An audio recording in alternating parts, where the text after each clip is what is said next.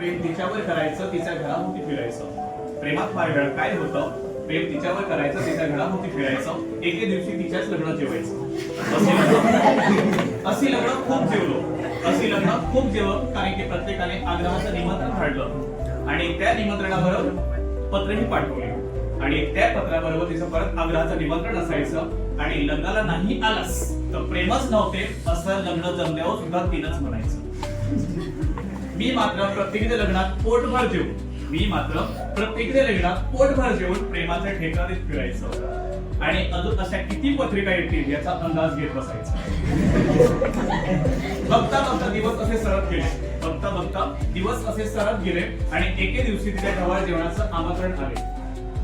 आधी मध्ये कधी भेटेल म्हणते प्रिय करा, आधी मध्ये कधी भेटेल म्हणते प्रिय करा, तू दिल्या शब्दाला जागलं पाहिजेस आणि माझ्या बाळाचं बारसं सुद्धा जेवलं पाहिजेस. आधी मध्ये कधी भेटेल म्हणते प्रिय करा, दिल्या शब्दाला जागलं पाहिजेस आणि माझ्या बाळाचं बारसं सुद्धा जेवलं पाहिजेस.